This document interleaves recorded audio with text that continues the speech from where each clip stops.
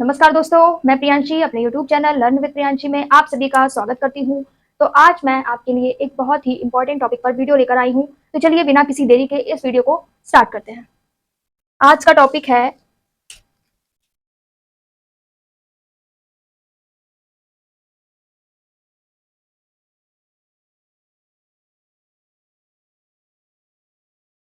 क्या आप सभी जानते हैं कि भगत सिंह का जन्म कब हुआ और उनकी मृत्यु कब हुई। आज का टॉपिक है क्या भगत सिंह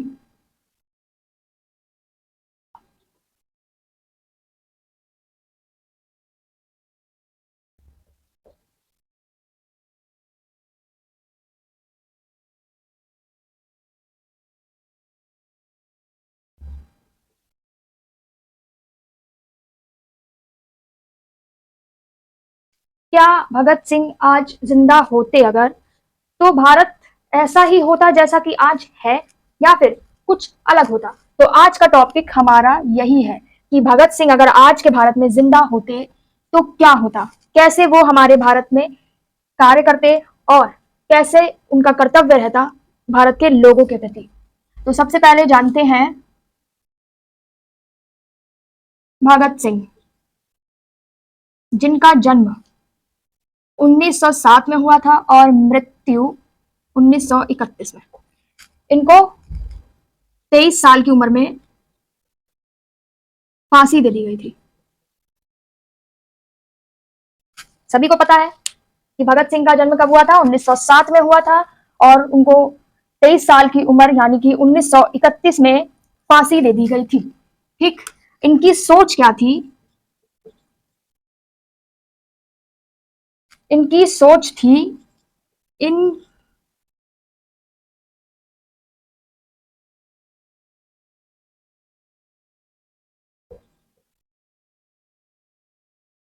इनकलाब जिंदाबाद, इनकलाब जिंदाबाद। इनकी सोच क्या थी? इनकलाब जिंदाबाद। यहाँ पे इनकलाब का मतलब क्या होता है, आज की अगर बात करें तो होता है बदलाव। प्रेजेंट की बात करें तो इनकलाब का मतलब होता है बदलाव। ठीक है, उसके बाद आज के भारत में होते तो क्या करते?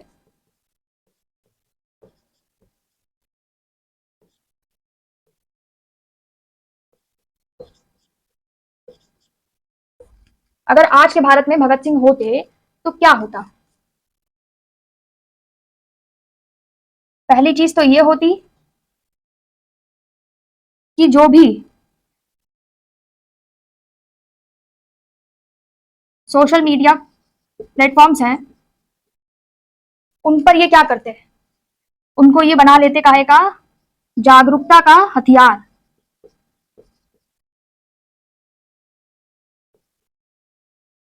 जागरूकता का हथियार बना लेते और जो भी स्टूडेंट्स होते, जो भी स्टूडेंट्स होते, विद्यार्थी होते, उनके लिए ये क्या करते?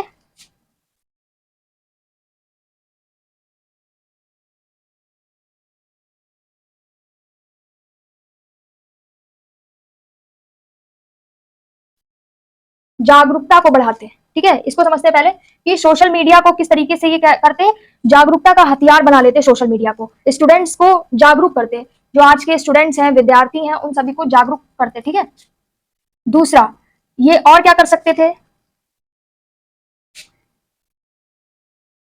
भ्रष्टाचार को मिटा सकते थे।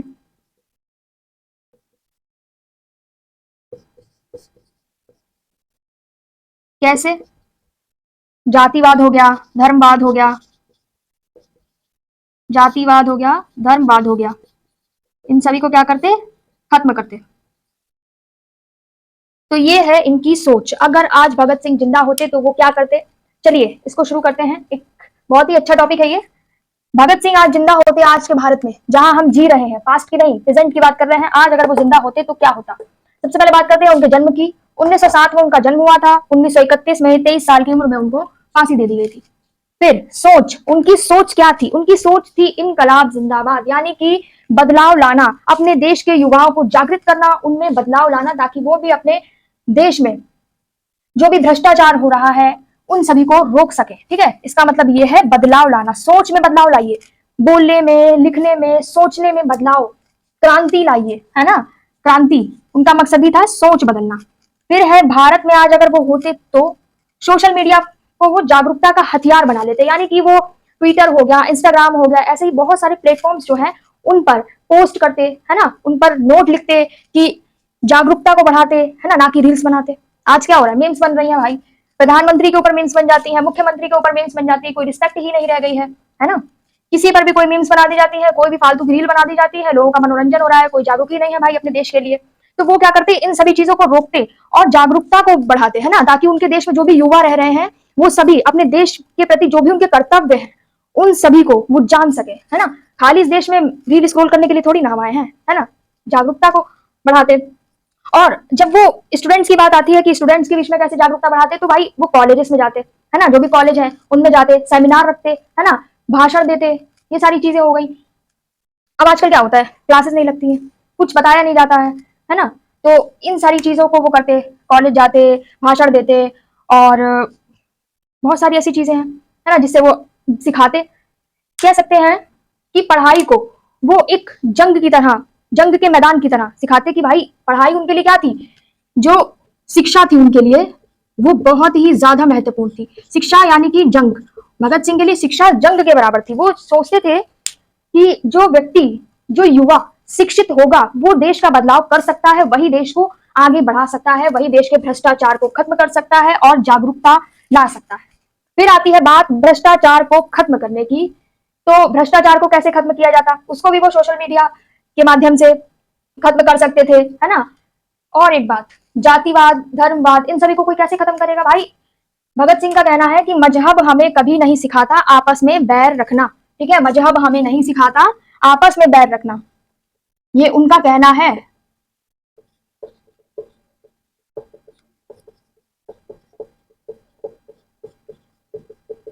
आजकल लोग अपने में ही लड़े जा रहे हैं, है ना, उन्हें दूसरों से लड़ने की फुर्सत ही नहीं है, अपने ही देश के लोगों से लड़े जा रहे हैं। किसी मुस्लिम भाई ने कुछ पोस्ट कर दिया तो भाई हिंदू लोग उसको बोलेंगे, किसी हिंदू ने कुछ पोस्ट कर दिया तो मुस्लिम लोग उसको बोलेंगे। तो भाई आपस में ही लड़ लोगे तो फिर दूसरों से कैसे मुकाबला करोगे, है ना।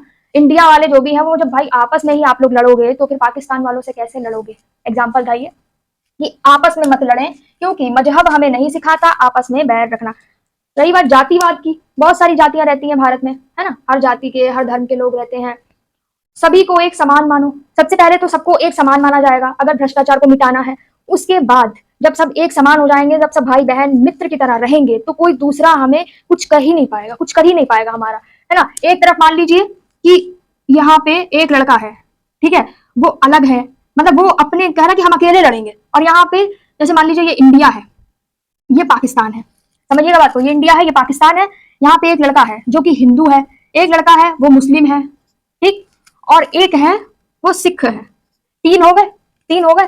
यहाँ पे क्या है, सब मुस्लिम है, तीनों के तीनों क्या है, मुस्लिम है। या एक और ले लीजिए, ये भी मुस्लिम है।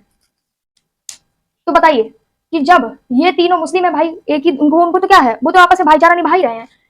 विरोध करने वाला बात नहीं है, ठीक है, समझने की कोशिश कीजिएगा कि मैं कहना क्या चाह रही हूँ। यहाँ पे चार लोग हैं, ठीक है, सब एक ही धर्म के हैं, सब मानते हैं कि हम आपस में भाई हैं, हमारा मकसद एक ही है, किसको, इनको हराना। अब ये क्या है, ये कह रहे भाई हम तो हिंदू हैं, हम क्यों मुस्लिम का साथ दें। वो कह रहे भाई हम तो मुस्लिम है, हम क्यों सिख का साथ दें। सिख कह रहे हम तो सिख हैं भाई, हम हिंदू का साथ क्यों दें। लेकिन भाई वो भूल गए कि हम सबसे पहले इंडियंस हैं, उसके बाद हम कुछ है।